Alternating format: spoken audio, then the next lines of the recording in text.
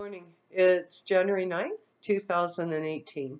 Again, welcome to 2018. It's already started to be an amazing year for a lot of us who have worked really hard to follow our heart and our dreams. Things are coming to fruition this year, so enjoy and knowing that you are the creator of your life and with some good hard work, you're going to achieve what you want to achieve. Today we're going back to more information on essentials for natural healing. This book I published in October 2017 and was just ecstatic when it came out. I put this book together due to my own health and research over the years, looking for answers, options, and alternatives that we have so we can look after our bodies.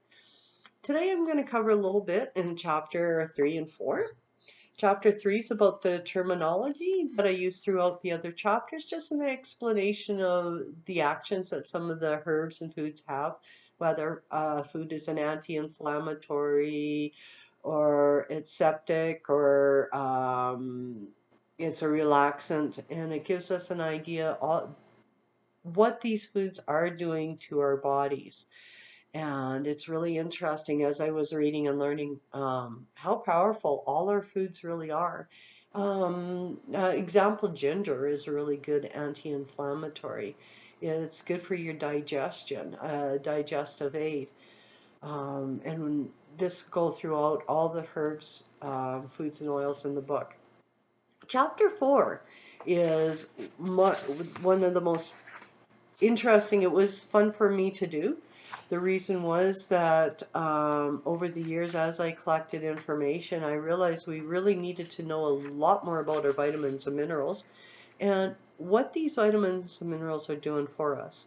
Years ago, in mid-1990s, I became quite depressed, going through a lot of stuff, a lot of stress, tension, and I was having a hard time functioning. I wasn't eating properly. My digestion was off. I couldn't eat a full meal. I was nibbling, um, always wanting to cry. There's so many symptoms to being depressed, and we don't realize it until we get slam dunk and we realize, holy moly, what is really going on with my body? I went to the doctors. And of course, he prescribed an antidepressant, and I took this antidepressant. I took it home or I took it to work and I looked at it and I put it up on the shelf. I thought, I'm not touching this. There's no way I'm putting those chemicals in my body. So I thought about it, went to the drugstore the next day and I talked to one of the ladies there and she helped me out tons. We went to the vitamin aisle and we found the vitamin Bs, and there was a B50 complex and it had all the vitamin Bs in it. And 50 milligrams of each. So I started off with this and I had doubled it, I think 2 caps a day or tablets a day, and then I finally went down to one. And then within days, I felt a huge difference. The vitamins were replenishing what my body had used up, and it was helping me to function a lot better, and I was started to eat a lot better too. Many times when people go into severe depressions, when they go into the hospital, they will check the B levels and they will give people vitamin B injections. And it's quite interesting. So this is what I needed to realize, that if I wasn't getting it in my food, then maybe I needed a bit of a supplement for the time being. When I started taking these vitamins, I also started taking a look into researching into what else could I be eating that had a lot of B's in it to help my body out at the same time too. So I'm just a tiny bit. I just picked vitamin B, known as niacin. B3 is used to treat heart disease, mental illness and arthritis, assists cellular regeneration, and utilization of all the major nutrients. It helps to widen the blood vessels, increase blood flow, and it goes on. Then as I was doing the book, I also did a cross-referencing throughout the whole book. So what can I find my B3 in? My vitamin B3 in? My food sources. It's in dairies, in the dairy products. It's in cheese, buttermilk, goat's milk, milk, whey, and yogurt. Now, if you can't eat dairy, it's also in the grains. There's millet, oats, quinoa, rye, spelt, wheat with the German brand, the brand and germ. If you can't eat any of those, then it's in your herbs. I've got a huge list of herbs that has a B vitamin in there. Oh, I just looked at it, it's in cinnamon.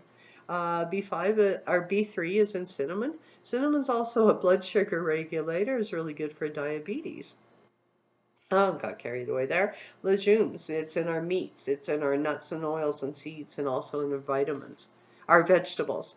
So it was really interesting. So what I could do if I really wanted, if I need to, or anytime I wanted to, what can I add to my food during the day that I'm eating that can help enhance the replenishment of those B vitamins that I've been taking, that I need to be using.